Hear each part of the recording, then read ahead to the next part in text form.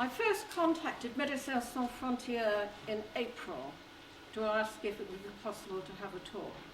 And that was, I think, coincidentally about the time that MSF was saying to everyone out there, look, there is going to be a problem with Ebola. It really needs something doing about it. That was in April.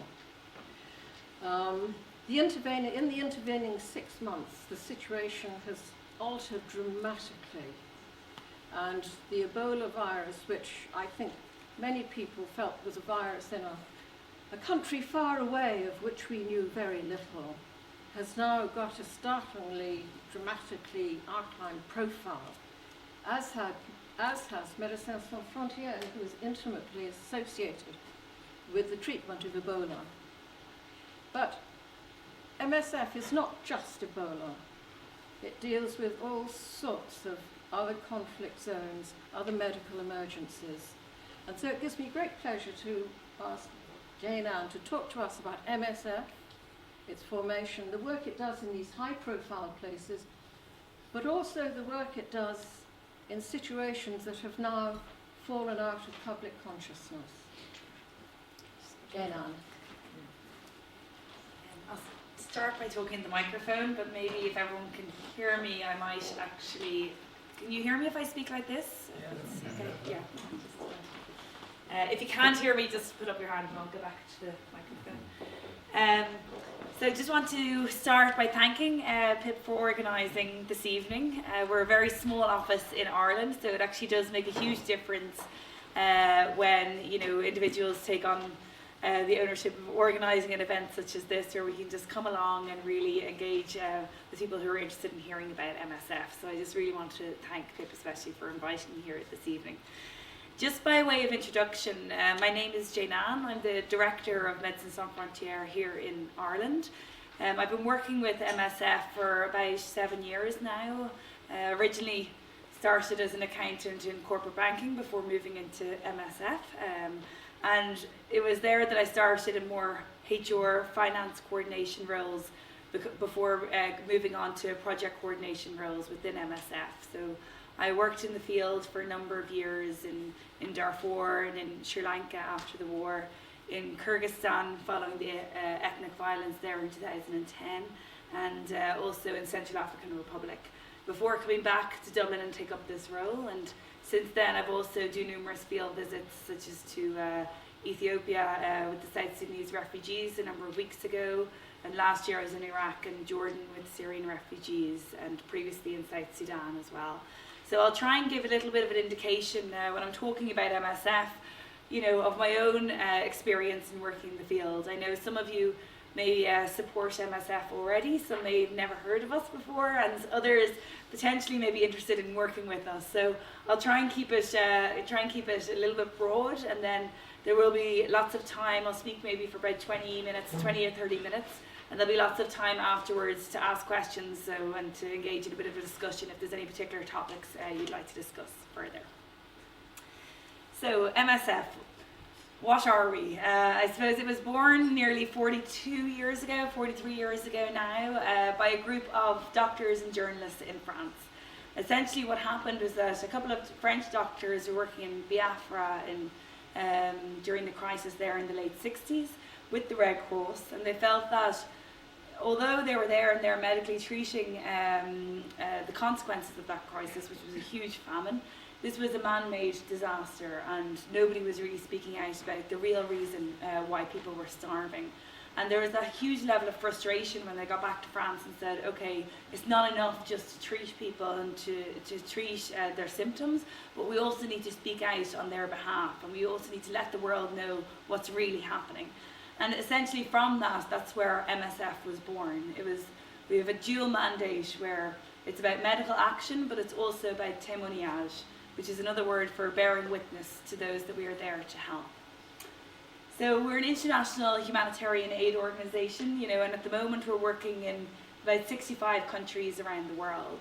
So although we're primarily focused on emergencies, that can be anything from a current conflict, that can be a medical emergency, such as the Ebola crisis at the moment. It can also be a natural disaster, Haiti earthquake, Typhoon Haiyan last year, And it can also be, I suppose, a population suffering from neglect, or a specific population, perhaps within a country, as we've seen with the Rohingya population in Myanmar, that do not have access to healthcare for whatever reason. So we're really focused on providing medical care, what we see as a medical emergency. So a couple of our key principles really are about saving lives, alleviating suffering, and restoring dignity as well. And that's really kind of fundamental to what we try and do on the ground in the field. The charter that was developed was really based on independence, impartiality, and neutrality. And there are lots of organisations that say that, you know, have the same level of principles, but it is something very much that's held very dear to MSF. And I know even from a lot of volunteers who work with us, they say, you know, when they first started with MSF and you go on training and everyone keeps banging on about, you know, our independence and impartiality. And then you realise after a number of years of working in the ground that that's really what actually differentiates us a lot in terms of from other organisations and other agencies that are working. Our independence is really maintaining ourselves kind of outside of what we would see as the aid system, you know, outside of the UN, outside of the ministries in specific countries, and working as an independent body on the ground. We can afford to do that essentially because we're independently funded, and that is a privilege that we have and that we've built up over the last 40 years.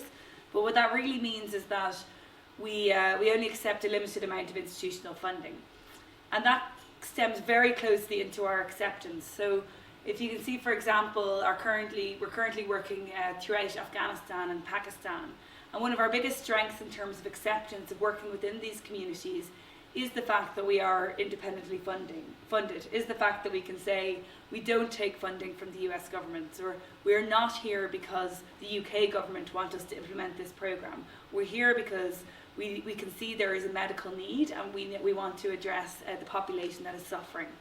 And that really, you know, really is core to our level of independence. Impartiality, you know, we're providing medical assistance solely on the basis of need.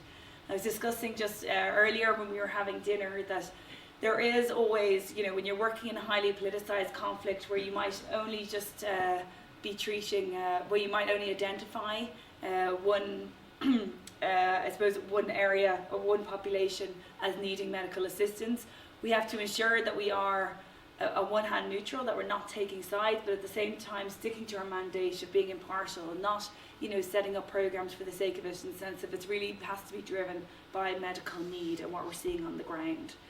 And neutral, we don't take sides. We're working in a lot of countries where there's a transitional government, there's no government, there's, you know, a government that may have a particular regime against the communities, which is there to serve.